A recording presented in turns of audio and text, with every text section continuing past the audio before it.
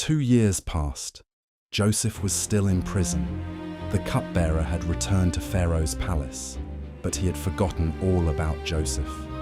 Day after day, Joseph waited behind prison walls. No one came for him, yet he continued to trust God. Then one night, everything changed. As Pharaoh slept, a strange dream came upon him. In his dream, Pharaoh stood beside the Nile River. Suddenly, 7 healthy cows came up from the water. They were strong and well fed. The cows grazed peacefully among the reeds. Everything seemed calm. Then the river grew dark.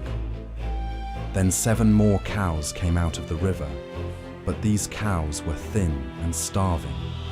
Pharaoh had never seen such frightening animals.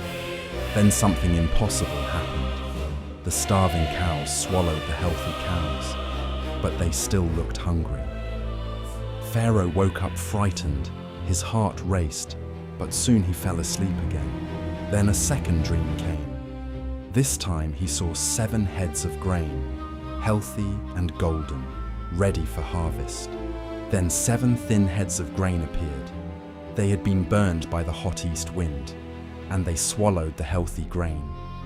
Pharaoh woke again. This time he knew the dreams meant something. By morning, every wise man in Egypt had been called, but no one could explain the dreams. Then suddenly the cupbearer remembered, a prisoner, a Hebrew, a man named Joseph.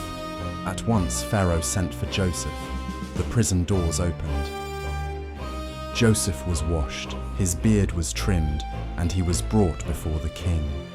For the first time in years, Joseph stood outside the prison. Soon he stood before Pharaoh himself. Pharaoh said, "I have heard that you can explain dreams." Joseph answered, "I cannot do it, but God can." Pharaoh described the first dream, the healthy cows, the starving cows, and the impossible sight he had seen.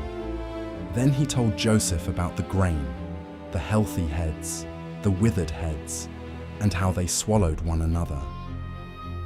Joseph listened carefully, then he spoke. The 2 dreams mean the same thing. God is showing Pharaoh what is about to happen. 7 years of great abundance are coming. But after that, 7 years of famine will strike the land. The famine will be so severe, people will forget the years of abundance.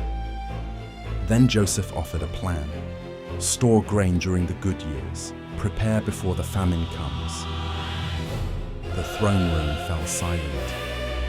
No one had expected such wisdom. Pharaoh looked at Joseph, and he made a decision. Who better than this man?